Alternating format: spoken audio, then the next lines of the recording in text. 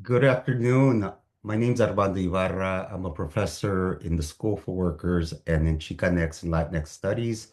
Welcome to another program of Labor Forward that is part of the School for Workers, a program to have conversation about working people in the state of Wisconsin and across the country, where we invite guests. And today I have the absolute privilege of introducing Professor Carolina Sarmiento, a professor in civil society and community studies, but also our first uh, faculty affiliate with the School for Workers. Uh, Professor Sarmiento's research focuses on learning from grassroots and building sustainable and creative alternatives that help address inequality and injustice.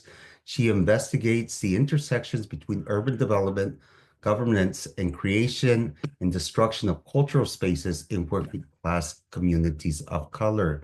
She has authored a number of publications and is widely respected within the academy for her work. But more important to me anyways, is the respect that she's garnered in working class community, both in Southern California and in Wisconsin for her action research. Professor Sarmiento, if I may, Carolina, welcome to Labor Forward. Thank you so much, Armando, and thank you so much for the School for Workers, not only for inviting me today, but for making me an affiliate. When I learned about the School for Workers back in the day when I was at the University of California, Irvine, it was so exciting to know that that this place even existed. Obviously, I didn't get hired through the School for Workers, but I'm very excited to be the one of the first affiliates, I guess. Well, you're very welcome, and we look forward to continuing to create space for work and research that addresses needs of working people in Wisconsin and across the country. So tell me a little bit about your background, Carolina, and what your interests are in the labor movement, and especially working class movements in general. Yeah, so you mentioned that I'm part of the Civil Society and Community Studies department here in the School of Human Ecology. And Civil Society and Community Studies, we're an interdisciplinary program. And so we all come from different disciplines. I'm actually an urban planner. I was trained as an urban planner. Um, but the school, like the theoretical school that I come from, is largely talking about working class rights to the city. And the way I was introduced to urban planning very many years ago was working with day laborers on street corners and interviewing day laborers about their working conditions, but also their rights to space like sidewalks to petition for work, their rights to have a dignified working place, to get paid, to have, dignified and human working conditions. And also learn about how they were contributing to not just the local economy, but also communities. And I was recently in Los Angeles. I flew back several days ago, and just to see the work that's happening at worker centers in Los Angeles, where you see day laborers really at the forefront of responses, of community-based responses to the fires. And these are folks who are largely, excluded from many of the stories that we tell about economic justice or labor justice or even labor organizing. And this was my introduction to what urban planning is. It's really how working class, low income communities of color, immigrant communities, Black communities, brown communities are organizing to shape their workplaces, to shape their neighborhoods, to improve their housing conditions, and to shape the spaces where they live and work. And you mentioned that I do work around cultural centers, and I think about culture in a way that's linked to questions of economic development and community economic development, but also culture in a way that's pointing to the types of relationships that we build, our everyday practices. And Mm. we see some of the strongest, or in my opinion, some of the most exciting ways where labor has organized is really centering questions of culture and art, and not art in terms of selling art, but art in ways that express our everyday realities and our struggles. And so where are the spaces that happens in the city, and how can we defend those spaces. So that's really at the intersection of my work. Most recently, not most recently, but here in Wisconsin, along with you, it's been like my delight to work with Voces de la Frontera. I can talk a lot about that a little bit later if you'd like. Sure. So that's really impressive. But you also talk about art as an organizing tool, art and protest, art and social change, and culture as a part as a social change. I do know that you were instrumental in founding El Centro Cultural de México in Santa Ana, that you are a board member of an organization called Accord, which is about organizing communities and labor around development issues. And just a little side story. I first met Carolina um, doing doing doing protest in front of Disney many years ago when the workers there were organizing, and it was fantastic to see the street theater and Carolina as a part of the street theater to bring attention to some of the working conditions that those workers were facing within the Disneyland landscape. So tell me about that work around those centers and around, um, around the organizing actually for workplace democracy. Yeah, so I think I was dressed up as Snow White that day that you're That's talking about right. in front of. It was really great. It was really fantastic. Yeah, so culture and urban culture and art in urban planning is tricky Mm, because we can see how quickly our culture and the arts, for example, when I say art culture, I'm thinking like even specifically in the Chicano movement and how so much of our symbolism and our practices, Dia de Muertos, is like largely commodified. And we see that not just in terms of like stores and products, but we also see it in the city. And a lot of the stuff that I write about or I study is about how art and culture is used to sell the city. You can think about muralism and how sometimes some of the most gentrified spaces now have public murals. And so how art plays like a tricky role and artists do as well. And I think that's part of the story for sure, to think critically about the way that art gets used to sell and to commodify products and places. But we also come from a long history of communities that have incorporated art and culture into their everyday life, and it's a form of expression. I like to always give the example of a posada, which can be one of the most traditional practices and commonplace celebrations throughout Mexico. But if you can think about doing a posada and singing through the streets with instruments and talking about housing um, Mary and Joseph, right, as they were looking for posada, and talking about that in a context where unhoused populations are being incarcerated. That cultural act and cultural celebration and practice can also become a form of protest. And we see how communities understand that complexity, right?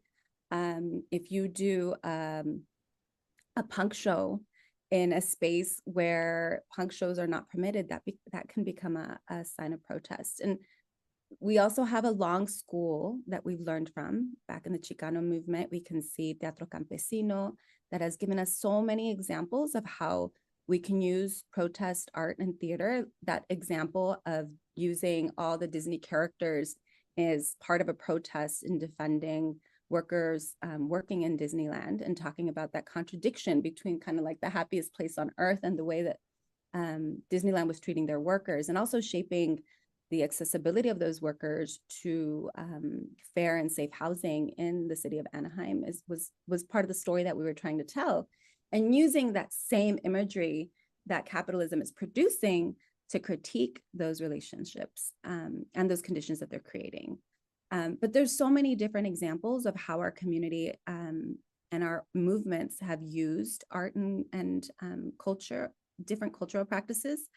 I worked, and so largely I'm a big fan of the Coalition of Immokalee Workers.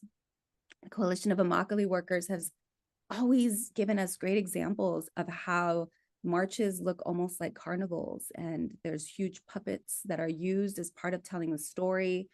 Um, the farm workers themselves are part of explaining their conditions through theater. And then they always have musicians there. It's like part of the organizing strategy. And we always like to think, we say, oftentimes that, the movement has to be beautiful or a beautiful struggle. And I don't take that lightly. I think our protests need to be also movements of joy and celebration, and always telling the harsh conditions that we're living, but making sure that all of us who are participating in it have also a place for expression. And then one of the pieces of the puzzle that I think has been told many times, but I'm barely starting to incorporate it into the way I'm thinking about it, is culture in the arts really as a center place for mental health. And as we're talking about mental health, not just for the workers, but also for the organizers, and the level of stress and anxiety and all these different issues that we're dealing with as we're confronting what seems to be like escalating questions of safety and of violence.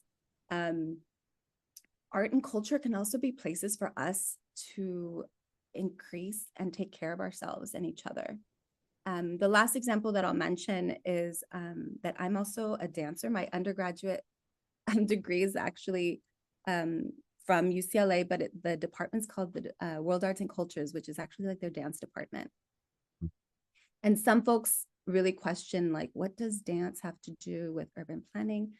But it really is at this intersection of how we as human beings need spaces to express ourselves, both individually, but also collectively. And I participate in this practice or this community of people who play music called son jarocho from the Gulf of Mexico. And the fandango is this community practice that it's not just kind of a jam session per se, but it's also kind of a place where people practice different values, different collective values, and things can be, coming together, these being with one another and sharing experiences and playing music together and dancing together is really practicing and reproducing different values that get lost in a system that's very profit driven. And I think worker justice is at the center of some of those conversations as well. It's not just about wages. It's also about how we live as human beings and what we need to be our fullest selves.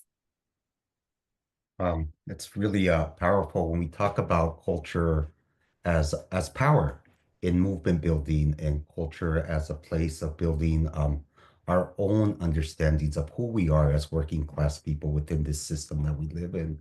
Um, the what is the culture of, for lack of a better expression, the avant-garde of the labor movement here in the US, and can we define what that looks like? I often go back to the work of Voces de la Frontera, and with their arm of Voces de los Artistas, who does a lot of community art building. So it's workers coming together, workers that happen to be immigrants, some of them authorized, some of them with other types of immigration statuses, that build their stories in protest and do art that they carry with them in the marches that we see take place, um, not just in Wisconsin, but also in solidarity marches in places like California, places like Arizona, in places like Louisiana, and of course, in places like Washington, D.C. When you walk in, you understand the message that Voices is bringing because it's the message in art that's been created by working class community members, which is a beautiful and powerful way of being, in terms of in this social movement world that we live in. Now Armando, that can I add to that just really quick? Because I feel absolutely. like it's so important.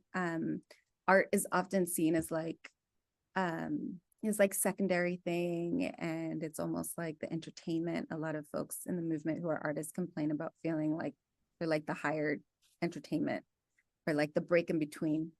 But everything you're saying right now, all those those art pieces become archives. And oftentimes when our stories aren't being written about and they're not being documented properly, the art becomes the archive of it. Just like movement and dance carries like the different communities that had to come together because of questions of slavery and exploitation. The indigenous folks with the African folks in Mexico, like the fandango is all about that. And the movement itself is part of documenting that moment. But then I'm seeing your silk screen in the background around the centros de trabajo and the gathering that took place. And that art piece becomes like a historic document, that really makes sure that generations to come know that this happened. And we think about things like the murals in Chicano Park, or all the different art that's produced by like folks like Malaquias Montoya, that are really documenting, or the Chicano Royal Air Force, that really their role in the movement was to produce art, not just for the protests and not just for, the picketing, but it was also, it ends up being the archives that we have of those moments. And I think more and more we realize how important those archival pieces are, and that we need places to store them as part of the labor struggle in the United States as well. I know back in the day, Mecha had a huge, I think it was a UFW flag in their house in the Casa de los Mechistas. What a huge relic that the farm worker struggle passed through Wisconsin, which many folks like me who are, Californians, didn't know. And you see that, and that's just like it's so powerful to know that history, but then to see it, it's a different experience. And so I really appreciate you kind of also creating that space here. I think is really, really exciting, where I know the Chicano Studies program, with you helped bring folks like Lalo Alcaraz that put these topics in public spaces, and not just like limited to our academic conversations. Absolutely. And I appreciate that. And you brought up two really important names. Malaquias Montoya, who's been, as you said, a person that's documented through his art, um, the the the international social movement aspects of working class people um, in this country, who will be here at Madison in spring. So he's our next guest that we'll be bringing, so we can learn from him. And you also mentioned the farm workers movement, which we know that the first farm worker union to win a representation vote in the country was a independent worker union in Wisconsin, known as Obreros Unidos, that was led by Jesus Salas. So we're all interconnected in this struggle for justice. I want to bring it here the last 10 minutes for the contemporary, what you're working on now, and what you see the future of you within the labor movement in Wisconsin and in the country. But your your your your approach is something called action research, research with a purpose. And you've been working on this project with the partner Voces de la Frontera on something known as the Essential Workers' Rights Network, which is what it sounds like, a network of workers throughout Wisconsin, that are coming together to collectively learn and collectively act, as a way to secure safer workplaces and safer communities. It now has nearly 500 members, so it's grown extensively. So can you tell me what your role is and how you've been a part of this larger movement in Wisconsin within this project that you're working on? Yeah, so I'm so excited to talk about this, especially with you, Armando. I feel like this really should be a conversation, and I hope we have an opportunity to talk more and share what we've learned about this. I first think that many of us who came into academia came in because we're committed to a larger social justice struggle. And we're always trying to find ways in which we, with whatever position we have, be it at the university or as a teacher or a community organizer, what tools we have around us to contribute to this. And so fortunately, with this partnership with the School for Workers and with you and Voces de la Frontera, this really it's like a leadership institute where we are not just bringing workers together, but providing training around worker justice. And also, I would say that we've thrown in questions around housing justice in there as well, bringing questions around their everyday life, like how can they use their organizing tools, and everyday questions like questions of food justice in their kids' schools, or how do they talk about questions of immigration with their community members? How can Voces de la Frontera become this organizing space that's centering questions of worker justice, but as a question of everyday experiences, right? So as we go as workers in our world and identify as workers, what does that mean, and how do we engage with movements for social change in general? And Voces de la Fronteras is doing this network that's also going beyond Dane County. We see so much attention in these urban areas with reason. And I think Voces de la Frontera is really expanding the network. And so making sure that folks are interconnected so that the power that we're talking about isn't just localized in social, or it doesn't just take place in certain geographies, but that is really expansive. And that folks in different parts of Wisconsin know where to reach out to and know who they can turn to when these questions arise. And we have all these wonderful stories about folks who were trained through the Essential Workers' Rights Network about their worker rights and about the rights that they have in the workplace, and spoke up, and their bosses heard, and the conditions shifted and they changed. And then also an important part that Voces is allowing or building this network together with other movements that are happening across the United States. So for example, we see DALE, the Deferred Action for Labor Enforcement campaign that's happened across the United States, and how this network that's statewide is actually connected to all these other movements that are happening across the United States for immigrant justice and worker rights. And so I think as a researcher, yeah, we do action research, which mostly means it's like, how can we ensure that research is being guided by social justice movements that don't initiate at the university, but that are starting from real world needs and real world demands? And what are the roles that we as researchers can play in those spaces? And what is the role of research in those spaces? I'm largely influenced by participatory research, like from the Paulo Freire School. These words get thrown out so much.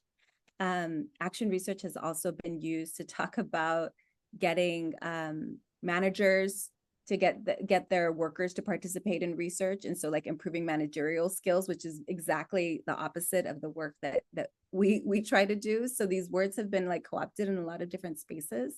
So I like to ensure that we clarify that the work that we do, the action research or participatory research or community-based research that we do, is largely based in pushing forward questions of social justice, of immigrant justice, immigrant rights, worker justice, and that's at the forefront of the research, and that's really what guides us. And learning from previous schools like Paulo Freire, that was questioning what role teachers and what role research plays in building social movements. And I think that's historically where we're at now. As researchers who have experienced all these different types of struggles in our own lives, what role do we play now that we're in this very prestigious academic space? And how can we leverage some of the power that we have here to support the movements that are really pushing for social justice? in our communities and beyond. And maybe the a little bit more is that we're interconnected as workers at the university. We have a paycheck. We are workers here, and we are connected to the larger working class movements. And I want to do a shout out real quick to the School for Workers for having handled the in large parts the logistics for these institutes. We've had, I think 10 or 11 different institutes, multi-day institutes, essential worker rights leadership and workplace institutes in Milwaukee, Madison, Fond du Lac, Green Bay, and are looking to expand in other areas. We also have held like 24 culturally and linguistically appropriate um, like workshops that are open to the public where we've reached thousands of people that want to learn about rights on the jobs, rights to organize a union, and what have you. And we've also hosted a radio program here locally called Somos Voces. So this is the type of work that interconnects us, Carolina, Voces, all those 500 members from across the state, the School for Workers, and the university, and really embodies the Wisconsin idea, which is that, that the work of the university goes beyond the boundaries of our academic communities. Carolina, any final thoughts, words of wisdom that you can provide us with regards to the direction of your work and within and as a member of working class movements? Yeah, I guess one of my challenges for myself and for everyone is to not silo our communities. So we learn a lot about our past and our history, and oftentimes as a Chicana, for example, I feel like I have to leave my part of my identity back home when I'm here at the school. And really, when I'm thinking about worker justice, I feel like it's really important, and moving social movements forward, it's really important to think of ourselves as workers, and conceptualize the idea of workers as these whole beings, not just beings that exist at the workplace, but that beings who have the need to express themselves, who have the need to dance, who have the need to sing, to have the need to eat together, to gather. So thinking about what it means to be our full selves as workers, and not just solely at the workplace, which is obviously like a centerpiece of the movement, and bringing those ideas together. And I think if we think of that, then art fits in more neatly into that conceptualization. And you mentioned like the radio, and kind of expanding our movements and what we're trying to get out into the world. And art is like the perfect format. And then the last thing I'll say, I highly encourage everybody to go listen to Malaquias Montoya. This is like such a unique and historic opportunity that we all have to learn from this amazing artist who has really kind of dedicated his entire life to art that's for the movement. And that really speaks to not just like promoting it or using it as like a way to advertise, but it's really part of reaching into like these really deep questions in the movement, or crisis points that serve almost as like a form of critical consciousness as we're looking to kind of expand our understanding of the moments that we're living right now. So that's what I'll say. Go see the Malaquias Montoya presentation that's coming up this semester. Oh, you're on mute. The most heard words in the world. You're on mute. Thank you, Professor Sarmiento. We are proud that you have chosen us to be in our first affiliate of faculty of the School for Workers, and we look forward to many, many years of collaboration and and collaboration, hopefully success someday with regards to social justice. Thank you all for joining us. This has been a program of the School for Workers, Labor Forward. Um, and as we enter our 100 years of existence, we will continue to do what binds us all is learn from working class movements about how we get economic or how we achieve economic democracy. Thank you all. Thank you for having me.